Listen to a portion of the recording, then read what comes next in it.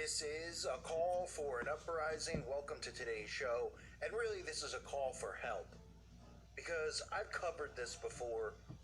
All of you are familiar with this sad, sad story, which continues to just get promoted in the mainstream media like it's wonderful news.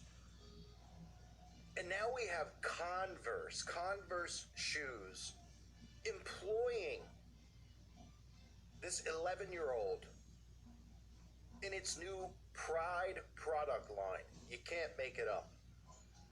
Now, there's two stories that are going on at the same time. One is that this has now come out that Converse is promoting this child and its new Pride line, but at the same time, stories are coming out that people are just calling child services over and over to report the parents, and that is a wonderful thing. Because as much as the mainstream media wants to tell you that this is wonderful and great, there's still people out there who are aware that this is wrong and this is deplorable. And I'm talking about Desmond is Amazing. You might remember the story where they rolled him out on Good Morning America, and just, it was an absolute abomination beyond words. The kid who's been going to local dive bars and dancing for men, having grown men throw money at him, and people don't seem to have a problem with this day and age because everybody's accepting of everything and tolerant of all. Well, now Converse has their new product line, and the drag kid Desmond is a spokesperson for Converse. The 11-year-old known as Desmond is Amazing is now a model for a shoe company. The Converse footwear company, once known for its fashionable high-top basketball shoes, has announced a new partnership with Desmond Naples and 5 other individuals connected with the LGBTQ community to market its new Pride collection. And wait until I show you the Pride collection, because what a surprise that it's just satanic symbols. It's the same thing we saw with Celine Dion's gender-neutral product line, which featured pentagrams, lightning bolts, and all the same symbols that I exposed, symbols of the occult, which are mainstream symbols where I guess everybody's supposed to believe that everyone just loves lightning storms. I mean, these people are running outside, I guess, because, you know, with baseball bats when the lightning storms hit, because they can't get close enough to the lightning. Or at least that would be a nice resolution to the problem in today's world. It says the announcement accompanied a photograph of Desmond dressed in a colorful shoulder-bearing outfit. I mean, this is an 11-year-old. Good grief. Shoulder-bearing outfit and heavy makeup, and it's a boy. Posing suggestively before the 5 other models. Anything wrong with that? He's only an 11-year-old boy posing suggestively. And this is supposed to be for shoes, for basketball high tops? You gotta be kidding me, right? I mean, pass the barf bag. Publishing the news on Twitter, Converse said, "We're happy to launch our Pride collection, partnering with 6 individuals connected to the community," the LGBTQ community, that is. Well, of course they are. Of course they are. And now that Converse is connected to Desmond, Converse is now supporting child abuse. That's the way that I look at it, and that's the way that everybody else should. Time to boycott Converse if you're somebody who wears Converse. And you're into, you know, high tops and basketball shoes. Well, guess what? Time to light them on fire and boycott Converse. It says many Twitter reactions to the announcement focused on the exploitation of 11-year-old Desmond, which some commentators linked to the exploitation of workers in Nike sweatshops. Well, I mean, this is just, somebody wrote, "Congratulations on enabling child abuse here in America to go along with the children making your crummy shoes in sweatshops overseas." Well said to this guy, John Hawkins. Couldn't agree more. Someone else posted, "What they are doing to that child is abuse. Children aren't supposed to be sexy. That's disgusting. Get a grip." Can't agree more. And then some LGBT advocates were disgusted that Converse was trying to appeal to buyers through the use of children. It's really painful trying to advocate for LGBT positively when you see actual child sexualization lumped into it like a tumor. Whatever clueless executives sign off on this should be ashamed. Couldn't agree more. Now take a look here at the actual product line. I mean, I wish I could say how I feel about some of the, oh my gosh. Oh man, I think I speak for everyone. You could see obviously the use of the rainbow, but look at this. We know the pentagram, like I said, obviously Converse is, how many companies need to use the star before people realize that this is a symbol of the occult? And that's why they just keep using it, right? If you got hired at Converse, wouldn't you say, well, the star, when I think of the star, I think of the Dallas Cowboys, or the Dallas Stars, the hockey team. Or, I think of Starbucks, or all these companies that use the star in their logo.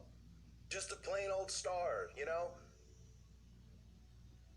Wouldn't somebody just point that out and say, hey, maybe we should do something different and original? And it's the same, like I said, the Celine Dion, her line, same symbols, right? Pentagrams, rainbows, and lightning bolts. That's it. That's all it is. Wow, real creative work, Converse. I've never seen the lightning bolt before.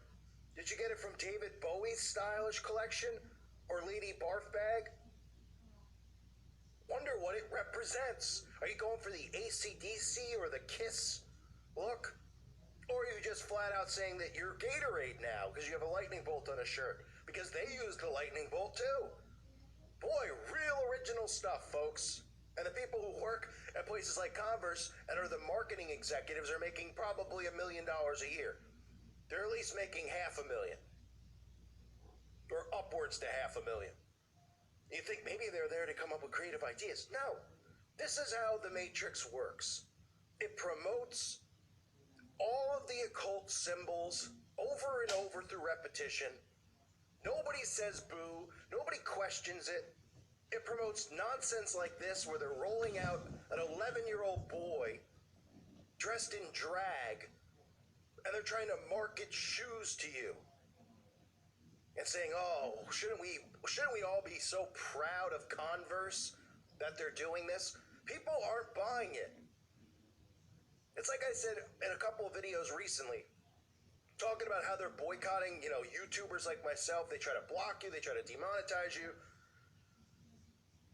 And I said, this isn't going to work for them because this is going to wake more people up. They just have to deal with it and realize that people are going to wake up. But the more attention they shine on it, the more pushback they're going to get. And that's what's happening.